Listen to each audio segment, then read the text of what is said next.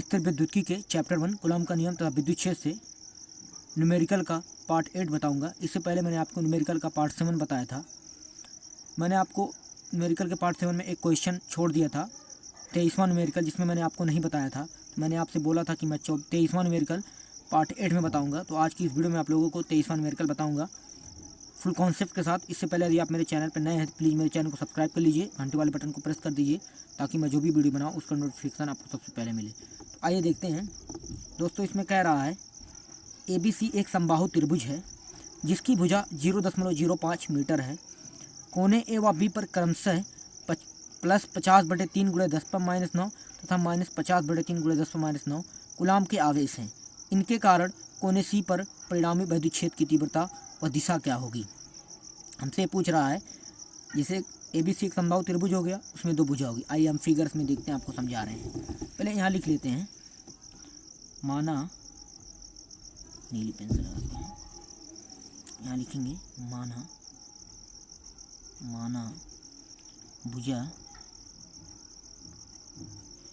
माना भुजा A तथा B पर क्रमशः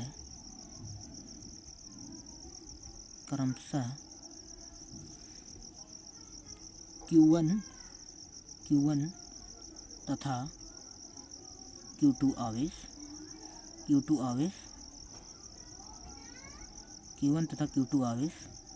है।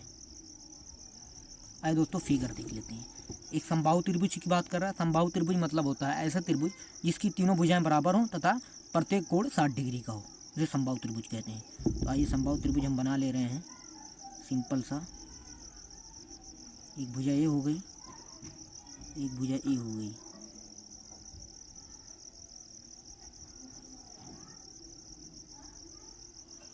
ABC एक समबाहु त्रिभुज बन गया। ए बी हो गया, ये सी हो गया। सी यहाँ लिख लेते हैं। अब देखिए दोस्तों, ए पर मान लिया हमने क्या, Q1 आवेश माना हुआ है। बी पर क्या माना हुआ है, Q2 आवेश माना हुआ है। अब ये देखिए दोस्तों, इधर देखिए, इस पर Q1 जो है प्लस आवेश है, इसलिए इस पर जो विद्युत क्षेत्र की तीव्रता होगी इस बिंदु पर Q1 आवेश के कारण, वो जो Q1 आवेश दिया हुआ है वो प्लस आवेश है, इसलिए जो विद्युत क्षेत्र की तीव्रता होगी उसकी दिशा बाहर की ओर होगी, क्योंकि दूर की ओर होगी। क्योंकि जो आवेश प्लस होता है वो विद्युत क्षेत्र की तीव्रता की दिशा उसकी ओर ना होकर के उससे दूर की तरफ होती है। तो ये हो जाएगा, मान लिया Q1 आवेश के कारण बिंदु सी पर विद्युत क्षेत्र की जो तीव्रता है E1 है। क्योंकि ये प्लस था इसलिए जो इससे आप विद्युत क्षेत्र की जो तीव्रता होगी उसकी दिशा दूर की तरफ होगी, उसकी ओर ना होकर दूर की तरफ होगी। ऐसे Q2 के कारण, क्योंकि Q2 माइनस है, क्योंकि -50/3 है, तो इसलिए इसकी जो इससे जो विद्युत क्षेत्र की डायरेक्शन होगी उसी आवेश की ही ओर होगी। तो इसकी जो मान लिया E2 है, Q2 आवेश के कारण E2 है। अब मान लिया इसकी परिणामी तीव्रता क्या है, ये जो है E है परिणामी तीव्रता। सॉरी, अब ये इन दोनों का बीच का परिणामी हो गया, क्योंकि ये दोनों हो गए, इनके बीच वाला जो होता है वो परिणामी कहलाता है। अब देखिए दोस्तों, एक बात और हम देखते हैं। यहाँ पर देखिए, E1 को दो घटकों में वियोजित करते हैं, एक ऊर्ध्वाधर घटक, एक ये हो गया ऊर्ध्वाधर घटक, ए एंगल थीटा, ये भी एंगल थीटा हो जाएगा। तो देखिए दोस्तों, ये क्षैतिज घटक हो गया, ये ऊर्ध्वाधर घटक हो गया। तो हमेशा याद रखिए, क्षैतिज घटक उसे कहते हैं, कोण की तरफ जो होता है उसे क्षैतिज घटक बोलते हैं और उसे कॉस थीटा से लिखते हैं। जो कोण से जो जिसकी तरफ कोण होता है उसे कॉस थीटा से लिखते हैं, जिसकी तरफ कोण नहीं होता है उसे साइन थीटा से लिखते हैं। तो ये हो जाएगा E1 साइन थीटा, ये E1 साइन थीटा हो गया और ये E1 कॉस थीटा हो गया। ये हो गया, E1 को दो घटकों में वियोजित करें, इसी तरह हम E2 को भी दो घटकों में वियोजित करते हैं। देखिए दोस्तों, एक कोण थीटा हो जाएगा, ये भी कोण थीटा हो जाएगा। अब देखिए यहाँ पर इसका एक घटक A है, जो कोण की तरफ होता है उसे हम क्या बोलते हैं, क्षैतिज घटक बोलते हैं। जो कोण की ओर नहीं होता है उसे ऊर्ध्वाधर घटक बोलते हैं। तो ये हो जाएगा E2 साइन थीटा हो जाएगा E2 साइन थीटा, और ये 2 बार लगा, मतलब क्या, इसी पर ही, इसी लाइन पे हमने ले लिया है E2 कॉस थीटा। अब देखिए दोस्तों, E1 साइन थीटा तथा E2 साइन थीटा, ये दोनों, इनका परिमाण तो समान है लेकिन दिशा में ये दोनों विपरीत हैं, इसलिए ये दोनों एक दूसरे के प्रभाव को निरस्त कर देंगे। अब लिखेंगे हम बिंदु C पर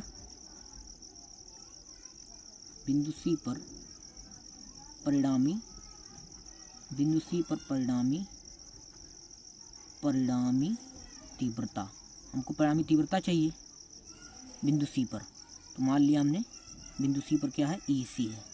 तो क्या होगा, अब देखिए ये E1 cos theta, E2 cos theta, दोनों एक ही डायरेक्शन में है, समांतर है,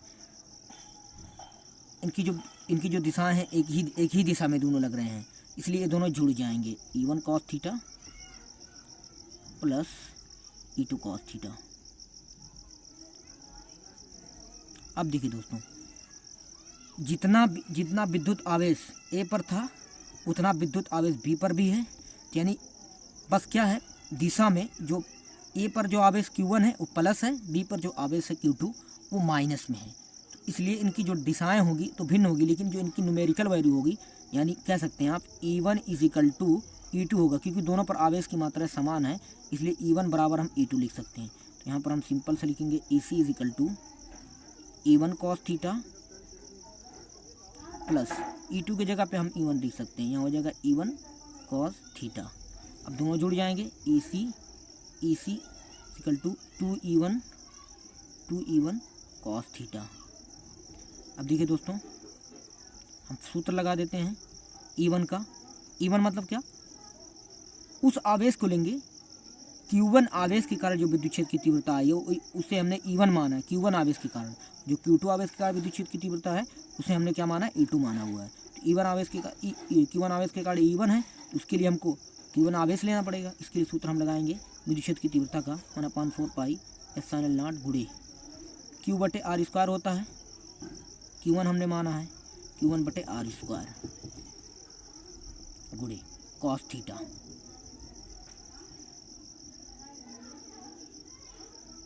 2 गुणे 1/4 पाई ε0 का मान होता है 9 × 10⁹, और Q1 का मान कितना है, कितना आवेश था, 50/3 कितना था, 50/3 × 10⁻⁹, 50/3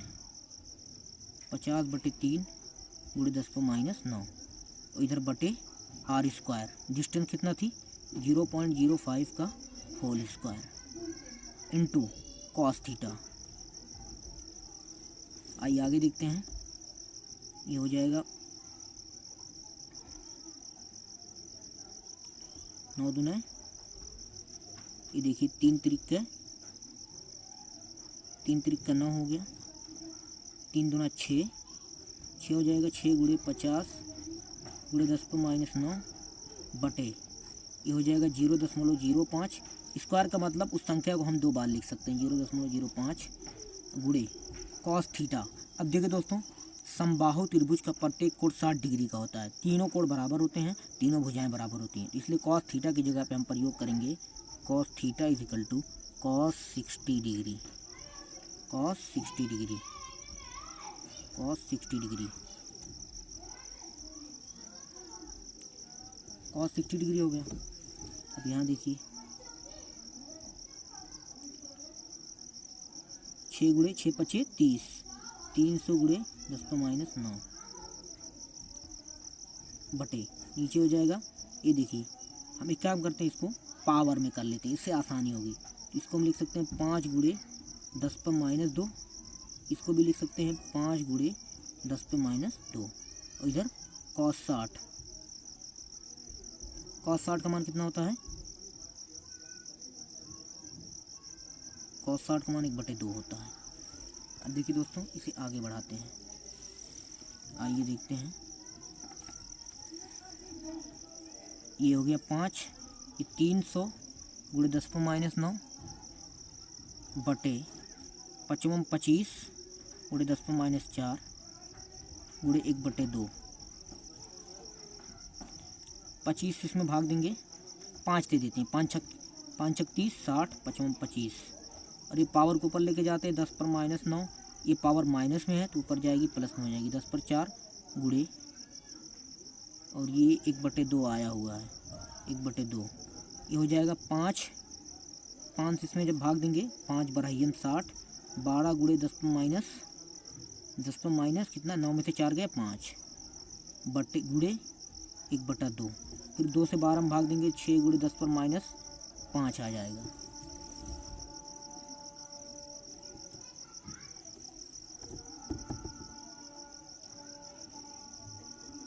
गुणे 10 पर -5, 1 मिनट हम देख रहे हैं, आपको बता रहे हैं।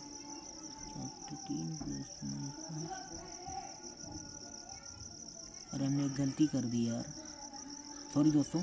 ये देखिए आप, यहाँ पर 10 के पावर 9 है, यहाँ के पावर 10 पर -9 है, तो ये दोनों जो होगा ये दोनों कट जाएंगे। ऐसे नहीं कटेंगे, मतलब घाते जो होंगी जुड़ के 10 पर +9 है, 10 पर -9 है, तो ये दोनों +9 -9 ये दोनों ख़त्म हो जाएंगी। फिर ये नीचे वाला जो जाएगा, अब ये यहाँ पर जो होगा 10 पर -4 है, ये 10 पर -9 हम यहाँ से मिटा दे रहे हैं। यहाँ से देखिए 10 पे -9 मिटा दे रहे हैं, क्योंकि ये ख़त्म हो गया वहाँ से। 10 पे -9 मिटा दे रहे हैं, वहाँ ख़त्म हो गया। तो यहाँ पर ये 10 पर -9 यहाँ भी ख़त्म हो गया। ये 10 पर 4 ऊपर जाएगा, तो ये हो जाएगा